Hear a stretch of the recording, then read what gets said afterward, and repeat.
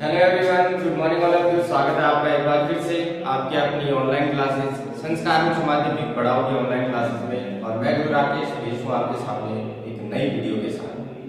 विद्यार्थियों, हम जेनेटिक्स के बारे में डिस्कशन कर रहे थे। हमारी जो पिछली वीडियो थी जेनेटिक्स के ऊपर थी। हमने मेंडलिज्म के बारे में समझा, उसके जो नियम थे उनके बारे में हमने जाना, और हमारी जो चर्चा थी वो लगभग पहुंच चुकी थी कि मेंडल के नियमों के विचलन कौन कौन से थे। हम मेंडल के नियमों के विचलन तक पहुंच चुके थे। मेंडल के नियमों को, उनके हाइब्रिडाइजेशन क्रॉसों को देखने के बाद हमने ये देखा कि कुछ ऐसे एग्जाम्पल भी हैं, कुछ ऐसे उदाहरण भी हैं जिनके ऊपर मेंडल के द्वारा बताए गए नियमों का पालन नहीं होता। और क्यों नहीं होता उसका भी हमने रीजन देखा था। विद एग्जाम्पल हमने ये पढ़ा है कि मेंडल के नियम के भी कुछ विचलन जो थे वो रह गए थे, और उन विचलनों में हमने अभी तक उन विचलनों में एक तो देखा अपूर्ण प्रभाविता। अपूर्ण प्रभाविता में हमने देख लिया था कि अपूर्ण प्रभाविता जो है वो 4 o'clock प्लांट के अंदर पाई जाती है। दूसरा हमने ये देखा कि सह प्रभाविता जो मेंडल के नियम का विचलन ही था, और इसमें हमने एग्जाम्पल के तौर पे देखा था कि जो मवेशियों की त्वचा का रंग है वो चितकबरा होता है, वो किसके कारण होता है? वो सह प्रभाविता के कारण होता है। अदर इसका जो रेशियो हमने देखा था वो रेशियो भी सेम नहीं था जो मेंडल के नियम के अकॉर्डिंग आना चाहिए था। इसके बाद हमने एक देखा बहुविकल्पी एलील, मल्टीपल एलीलिज्म के बारे में हमने डिस्कशन किया, जिसमें हमने देखा कि हमारे शरीर के अंदर जो ब्लड ग्रुप है वो ब्लड ग्रुप एक से अधिक युग्म विकल्पी को दर्शाते हैं। यानी रक्त का निर्धारण करने वाला जीन तो एक ही है, लेकिन उसके युग्म विकल्पी बहुत सारे। इसके बाद ये 3 विचलन हमने देख लिए थे पिछले वीडियोस को। जब आप देखोगे तो उनमें ये तीनों विचलन की जानकारी हम ले चुके हैं। आज के इस वीडियो के अंदर हम चर्चा करेंगे कि घातक जीन और घातकता क्या है, यानी लिथल जीन और लिथलिटी क्या है। घातक जीन और घातकता के बारे में विद्यार्थियों हमें सबसे पहले जानकारी जिसने दी एक वैज्ञानिक थे, एल कुएनोथ। वैज्ञानिक का नाम है एल कुएनोथ, और इन्होंने जो अपना एक्सपेरिमेंट किया था उस एक्सपेरिमेंट के जरिए हमें बताया कि घातक जीन क्या होता है और क्रिया जो होती है उसको हम घातकता क्यों कहते हैं। इन्होंने क्या किया विद्यार्थियों, मैं आपको ये चीज पहले भी क्लियर कर चुका हूं कि बायोलॉजी के अंदर जितने भी एक्सपेरिमेंट हुए हैं वो लगभग अगर हम बात करें तो वो चूहे के ऊपर हुए हैं। और ये घातकता का जो एग्जांपल, घातकता की अगर अपन बात करें, एल कुएनोथ ने भी चूहे की जो पीली लोम चर्म है उसको आधार मानकर हमें बताया कि घातकता क्या है या घातक जीन हम किसे कहते हैं। तो विद्यार्थियों, घातक जीन को समझने से पहले मैं आपको ये बता दूं कि मोस्टली अगर मैं बात करूं तो एक जीन जो है वो एक लक्षण का निर्धारण करता है। यानी एक जीन एक लक्षण के लिए निर्धारित है कि इस लक्षण का निर्धारण ये जीन करेगा। लेकिन कई बार क्या होता है, उस लक्षण के निर्धारण के साथ साथ वो जीन उस जीव की लाइफस्टाइल को, यानी उसकी जीवन की क्षमता को भी प्रभावित करता है। अगर ऐसा हो तो उस जीन को हम क्या नाम दे देते हैं? घातक जीन नाम देते हैं। यानी अगर सटीक सी परिभाषा में निकालना चाहूं घातक जीन के बारे में, मोस्टली हमें पता है एक जीन एक लक्षण का निर्धारण करता है। एक जीन एक लक्षण, यानी एक लक्षण का निर्धारण करने के लिए हमें एक जीन की आवश्यकता होगी। लेकिन कई बार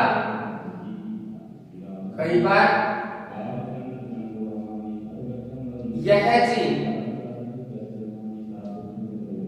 लक्षण के साथ साथ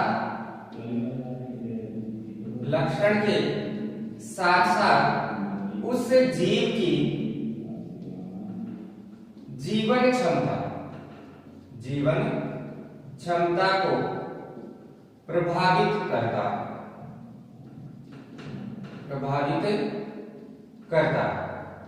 उसे हम क्या नाम देंगे? उसे हम नाम देंगे घातक जीन, वो क्या कहलाएगी? वो कहलाएगी आपकी घातक जीन। तो विद्यार्थियों सीधी सी बात है, वन जीन वन कैरेक्टर यानी एक जीन एक लक्षण का निर्धारण करता है, लेकिन कई बार ऐसा होता है कि उस लक्षण के साथ साथ वो जीन उस जीव के शरीर की जो जीवन क्षमता या वो जीव की जो जीवन क्षमता है उसको भी प्रभावित कर रहा है। कैसे कर रहा है, इस चीज को हमें समझाया था एक वैज्ञानिक थे एल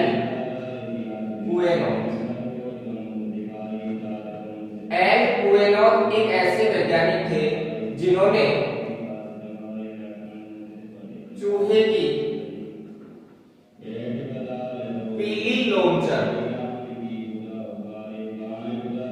भाई मोस्टली हम देखते हैं कि चूहे की जो लोमचर होती है वो या तो भूरी होगी या फिर पीली होगी। तो चूहे की पीली लोमचर यानी शारीरिक रंग की वंशागति के परिणाम, यानी पीली लोमचर है, इसका मतलब मैं यहाँ कह सकता हूँ शारीरिक रंग, शरीर का रंग हो गया, शारीरिक रंग की वंशागत के परिणाम प्रस्तुत किए। किसने किए? एल कुएनोव ने किए। किसके ऊपर एक्सपेरिमेंट किया? चूहे पे किया। क्या बताया कि चूहे का जो पीली लोमचर है यानी शारीरिक रंग की जो वंशागति है उसके परिणाम किस तरीके के आते हैं। ये जो परिणाम प्रस्तुत किए थे वो परिणाम, ये परिणाम मेंडल के विसंयोजन के नियम, विसंयोजन के नियम। यहां विद्यार्थियों को कंफ्यूज होने की जरूरत नहीं है। विसंयोजन का मतलब हम पृथक्करण भी ले सकते हैं, विसंयोजन का मतलब हम युग्मकों की शुद्धता का नियम भी ले सकते हैं। मेंडल के विसंयोजन के नियम के विपरीत था, या मैं कहूं कि नियम की अनुपालना नहीं कर रहा था, नियम की अनुपालना नहीं कर रहा था। अब यहां विद्यार्थियों को क्लियर रहना चाहिए, हम पढ़ क्या रहे हैं? हम पढ़ रहे हैं मेंडल के नियम का विचलन, कि मेंडल ने जो नियम बताए थे उनके अलावा यानी उन नियमों का पालन कहां कहां नहीं हो रहा, कौन कौन सी क्रियाओं में नहीं हो रहा, हम वो चीज स्टडी कर रहे हैं। यहाँ पर एल कुएनोव ने भी हमें यही बताया कि मेंडल ने जो नियम दिया था विसंयोजन का, उस विसंयोजन के नियम के अंदर मेंडल के अनुसार जो जीनोटाइप फिनोटाइप रेशियो आया था वो रेशियो यहाँ नहीं प्राप्त हो रहा है, यहाँ उससे कुछ अलग ही रेशियो प्राप्त हो रहा है। इसका मतलब हम कह सकते हैं कि ये मेंडल के नियम का विचलन है। अब हुआ क्या? एल कुएनोव ने चूहे की जो शारीरिक रंग की वंशागति थी उसके ऊपर स्टडी की, और उसके ऊपर स्टडी करने के बाद जब उसके शारीरिक रंग की वंशागति को उसने देखा और मेंडल के विसंयोजन के नियम के साथ उसको कंपेयर किया, जब उसकी तुलना की गई तो उसने देखा कि ये दोनों नियम या दोनों जो चीजें हैं वो एक दूसरे की क्या है? विपरीत है। यानी मेंडल के अनुसार जो चीजें आनी चाहिए थी वो चीज एल कुएनोव ने जब अपना एक्सपेरिमेंट किया उसमें नहीं आई। क्या हुआ इसके अंदर?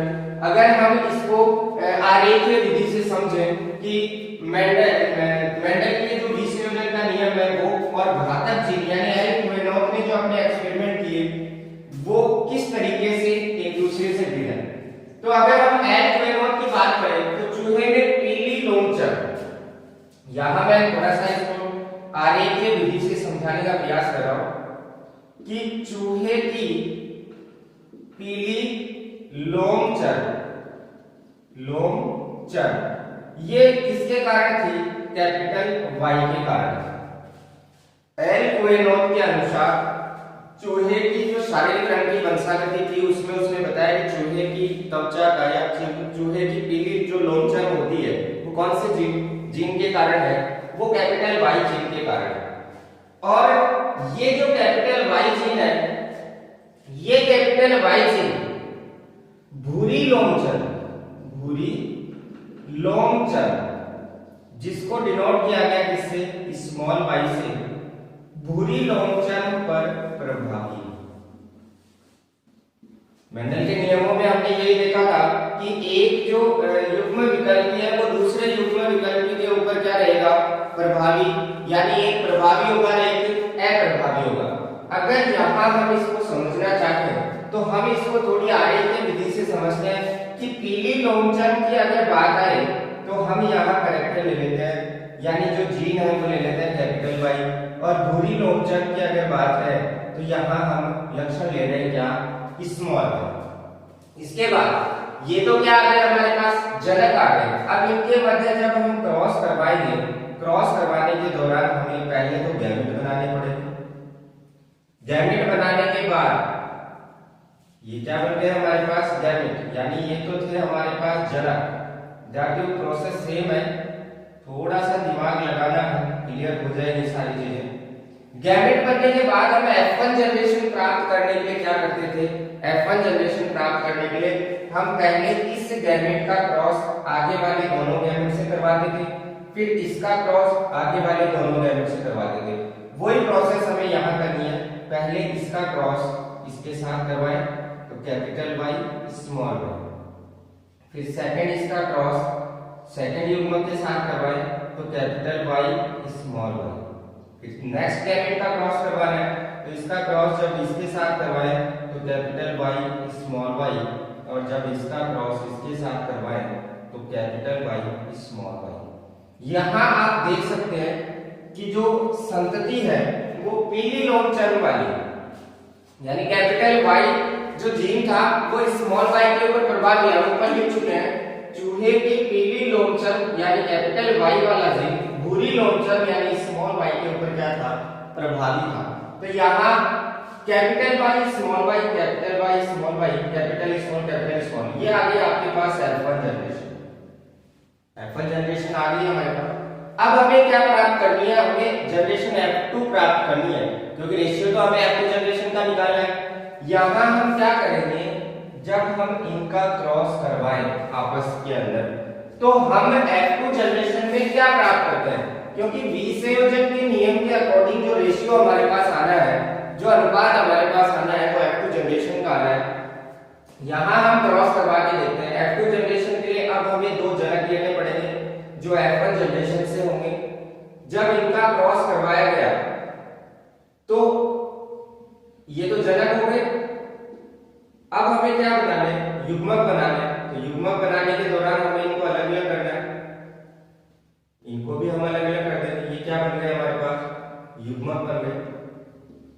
अब हमें क्या करना है, इन युग्मकों का क्रॉस करवाना। तो इसका क्रॉस जब हम इसके साथ करवाएंगे तो कैपिटल वाई, जब इसका क्रॉस इसके साथ करवाएंगे तो कैपिटल वाई स्मॉल वाई, जब इसका क्रॉस इसके साथ करवाएं तो कैपिटल स्मॉल, जब इसका क्रॉस इसके साथ करवाएं तो स्मॉल एंड स्मॉल। ये आ गई आपके पास कौन सी जनरेशन, F2 जनरेशन। अब विद्यार्थियों क्या होता है, हमने जब मेंडलिज्म पढ़ा तो मेंडलिज्म में हमने अनुपात जब निकाले थे तो उसमें हमने देखा कि हमारे पास किस तरीके से अनुपात प्राप्त हुआ था। यहाँ जो अनुपात होगा वो उस अनुपात से थोड़ा सा भिन्न होगा। क्यों होगा भिन्न, उसकी भी मैं यहाँ आपको चर्चा करके बताऊंगा। सबसे पहले तो हम इसकी बात करते हैं जिसके पास दोनों कैपिटल वाई है, दोनों कैपिटल वाई है। इसका मतलब मैं इसको समयुग्मजी कह सकता हूँ, यानी ये जो युग्म विकल्पी है ये समयुग्मजी युग्म विकल्पी है।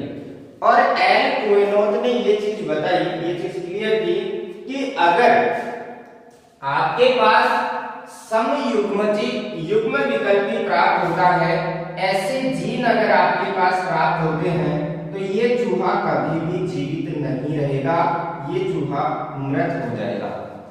समयुग्मजी अवस्था के अंदर अगर आपके पास दोनों कैपिटल वाई आ रहे हैं तो यहाँ ये चूहा जो है वो जीवित नहीं रहेगा, वो क्या होगा, डेड हो जाएगा।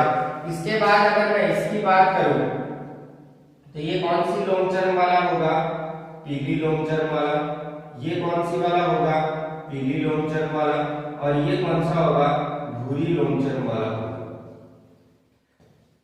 ये रेशियो आपको समझ में आया होगा।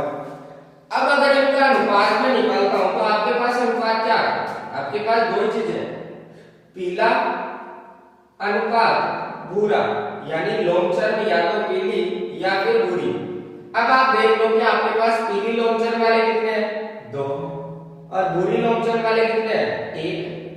इट मींस सीधा सा है कि आपके पास जो अनुपात प्राप्त हुआ वो अनुपात आपके पास क्या आया? वो आया आपके पास 2:1। आपके पास संगति तो 4 थी, लेकिन आपके पास सिर्फ 3 ही क्यों आए अनुपात में? यहाँ 3 इसलिए आए क्योंकि ये Y जो जीन था जिसको हमने पीली लोम चर्म के लिए यहाँ डिनोट किया था, ये Y जो जीन है, ये Y जीन रंग के साथ साथ चूहे की जीवन क्षमता को प्रभावित कर रहा है। जीवन क्षमता को प्रभावित कर रहा है,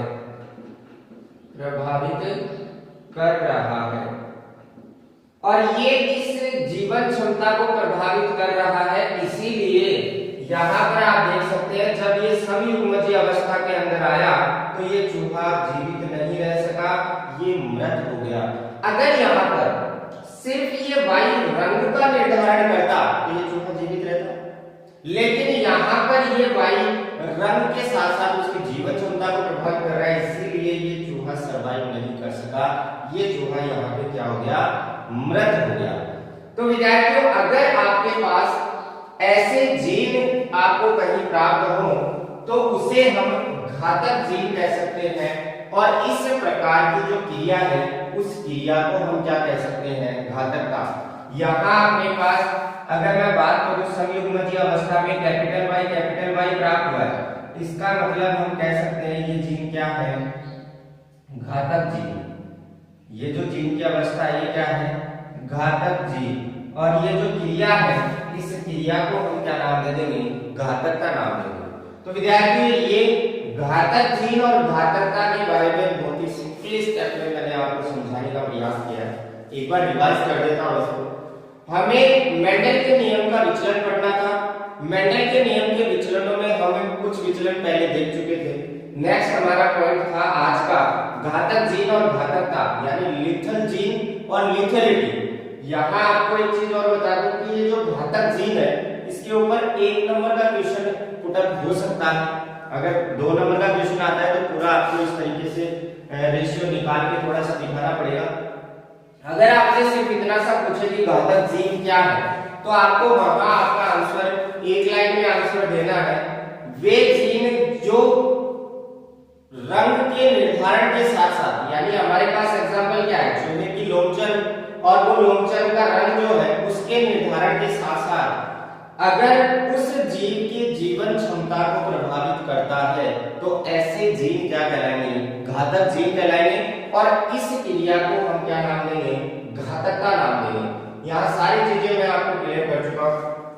घातक जीन के बारे में हम ये लाइन लिख सकते हैं। घातक जीन क्या है? मोस्टली हम देखते हैं एक जीन एक लक्षण का निर्धारण करता है, लेकिन कई बार क्या होता है, यहाँ एक वर्ड जोड़ देंगे लेकिन।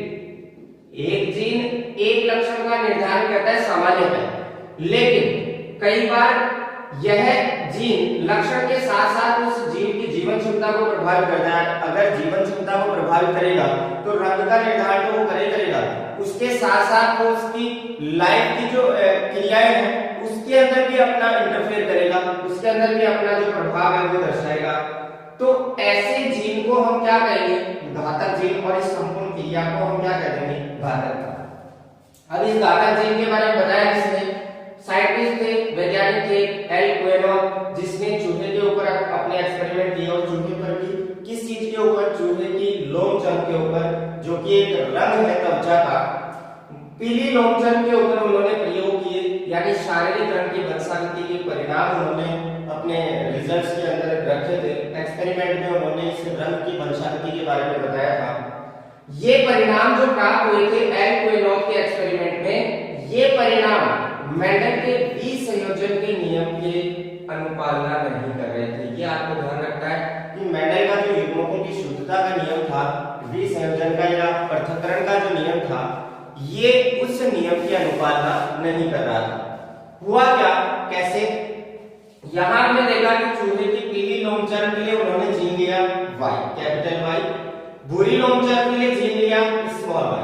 जब दोनों के मध्य उन्होंने क्रॉस करवाया, जनक लेकर, तो F1 जनरेशन में आपके पास इस तरीके की संतति प्राप्त हुई। नेक्स्ट जब F2 जनरेशन उन्होंने प्राप्त की, तो F2 जनरेशन के अंदर उन्होंने देखा कि जब समयुग्मजीय अवस्था में कैपिटल Y वाला जीन आ जाता है तो उस अवस्था के अंदर वो चूहा जीवित नहीं रह पाता। इसका मतलब ये हुआ कि वो कैपिटल Y वाला जीन रंग के साथ साथ उसकी जीवन क्षमता को प्रभावित कर रहा है। वो चूहा मरा क्यों? क्योंकि उस कैपिटल Y जीन ने उसकी जीवन क्षमता को क्या कर दिया, इफेक्ट कर दिया, प्रभावित कर दिया। तो ये कैपिटल Y वाला जो चूहा है वो तो क्या हो गया, मृत। बचे कितने? 3।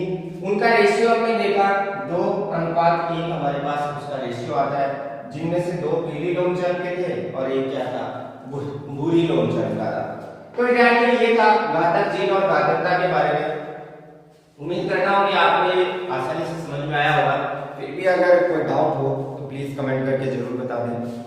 मिलते हैं नेक्स्ट वीडियो में ऐसे ही एक आकर्षक नए टॉपिक के साथ। तब तक के लिए धन्यवाद। घर पे रहें, सुरक्षित रहें।